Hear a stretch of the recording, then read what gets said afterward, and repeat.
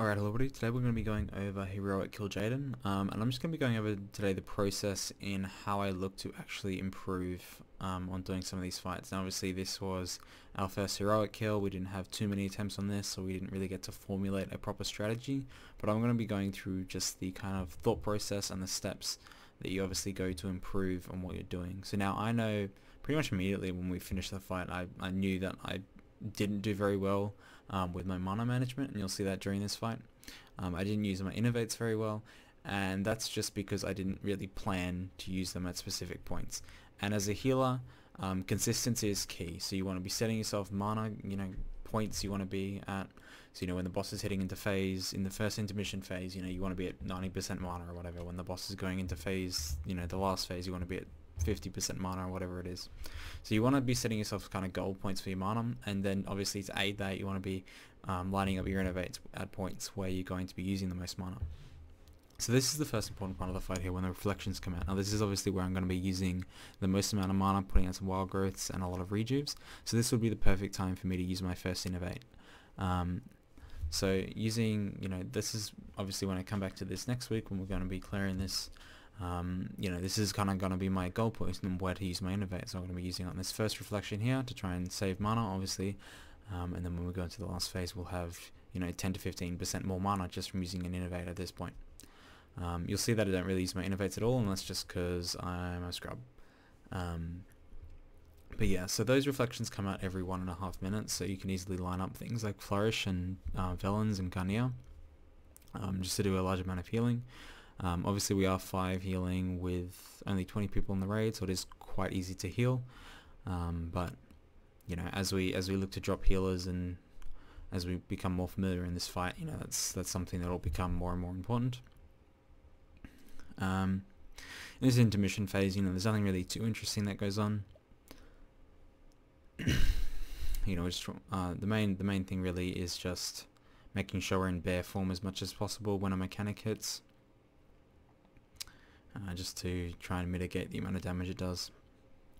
So I do using Flourish now would be fine, but I do use my essence in this transition phase, which is not ideal because I want to be saving my essence for when the reflections come out. So this is just, again, this is just something that I didn't really think of, is when I want to be using my essences. But now obviously when I go back next week, that I know that because the reflections are going to come almost every 1.5 minutes, lining up essence at that point is almost perfect. So I'm using Trank here just because I want my Trank to be up when Illidan's back up. I'm not using it because there's a lot of damage going out, I'm just using it because I want it on cooldown, and it's just an efficient heal. No one's at risk of dying, but that's fine. So the first thing that's going to be coming up is the reflections in this phase. Again, we're going to have another Spirit Link totem here, and we should have another Tide going out, which should be enough to cover. I think we've Tide and Darkness, and even a Paladin Aura. So we have a lot of healing going out for this one. So I guess it's fine that I use my essence, but as we drop healers, obviously using essence in this phase is ideal. So again, getting into bear form as much as we can to split the damage of the focused Dread Beam. And you can see again that I just haven't used my innovate, or I haven't used my Boomkin's innovate, which is going to be the biggest problem for my healing in this entire encounter. You'll see that the boss is only on 60% HP, and I'm already sitting at about 50, almost like 45% mana, which is really quite shocking. As a healer, this is a really terrible thing to be doing. If you're, not even into the hardest part, or the most healing intensive part of the fight, and you're already low on mana, then you're pretty much setting yourself up for failure.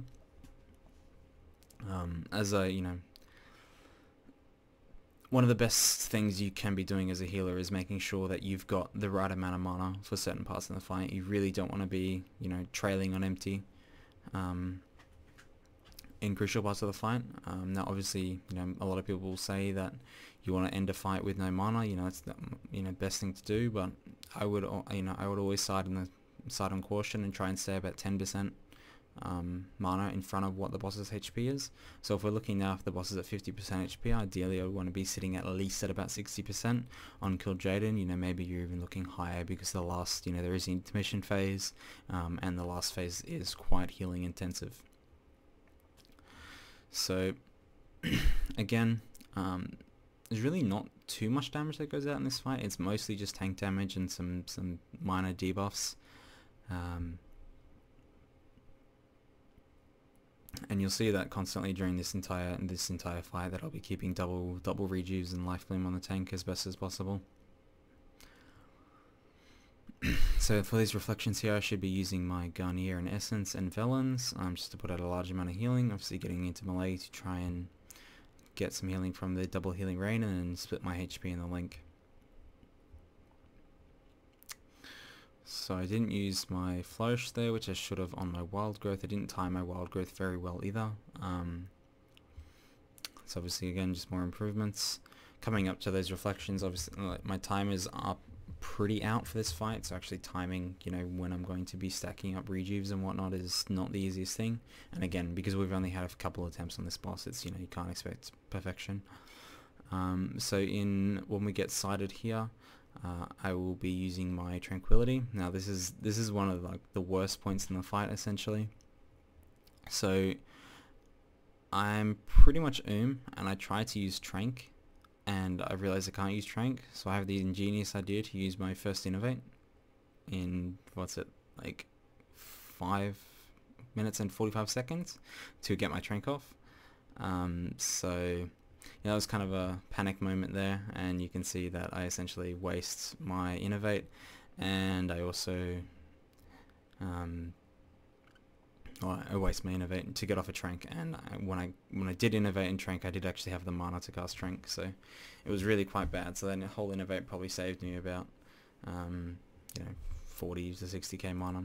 Now something there that actually happened in Illidan was that when your debuff expires, you can't just stand inside it, you actually need to run out and run back in. So I sit there for quite a while trying to heal no one, but I mean, you know, that's okay because I actually get a little bit of mana out.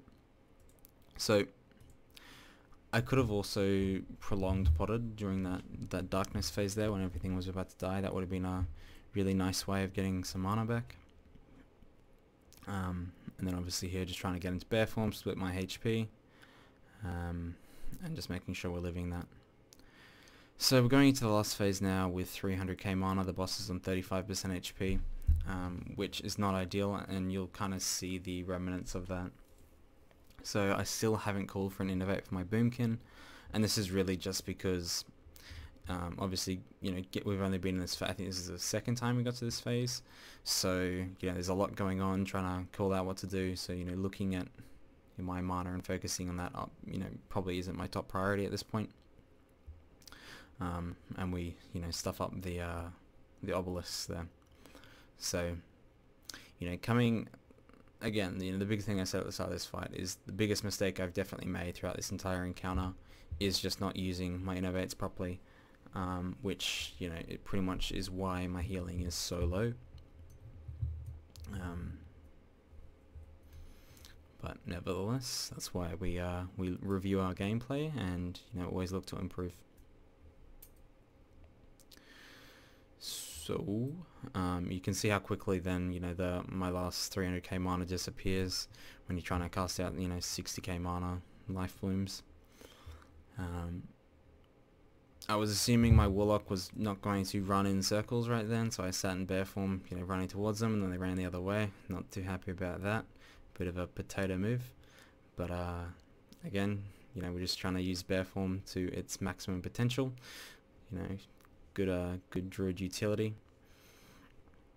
So again, just sitting in bear form, making sure we're not taking that much damage, because I know I'm pretty much at this point, so there's not really much healing I can do. And you'll see here that, you know, I'm dead and I've got a clear casting proc, and I'm not using clear casting. So this is again another big point I can improve on, just in my gameplay in general and not on this fight, is that I don't really use my clear castings, which you know, is regrowth is a, you know, it's a nice spot heal, but the hot, you know, isn't really amazing.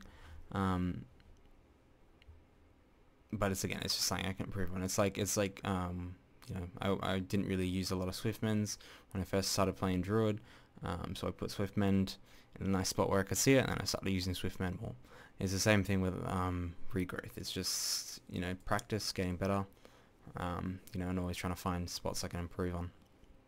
So I'll figure something out for, you know, some kind of tracker I can get. Obviously, you know, you have the big green things that pop up, but obviously I don't respond to that, so I'll figure something else to make sure I actually use my clear casting.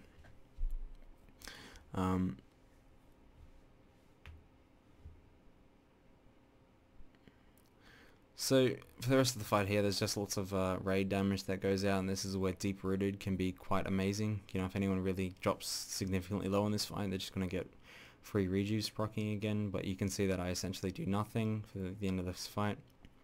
My primary concern was just, you know, doing the mechanics, calling out the mechanics, and just figure out what's going on for the end of this fight here. So obviously I figure I'm on mana, I've got nothing else to do, so I'll go kite the fireball next to the rift. And then from that obviously I get some mana back. And you can see again that I don't use my clear casting. I have my innovate up as well. So, you know, right now would be a great time to use innovate and get some healing out, but, you know, there isn't too much going on. So again, you know, I just wanted to kind of highlight, like, how many mistakes, you know, you can make in a fight, and you probably don't realize at all unless you actually go through and review. You know, you can look at a log and see what you've done and where you can get better, but I think really going over your actual gameplay and reviewing it and figuring out what parts you know, you haven't done well in and where you can improve is a really nice, quick and efficient way to do that. You know, and a lot of people, you know, I consider myself a pretty good player, and, you know, I know how many holes I have in my gameplay, and I know how well I do against, you know, a lot of players. So I'm 100% sure that if anyone else, you know, kind of looks and reviews what they do, they can find a whole lot of holes in their gameplay too. So, you know, hope you learnt something, and thanks for watching.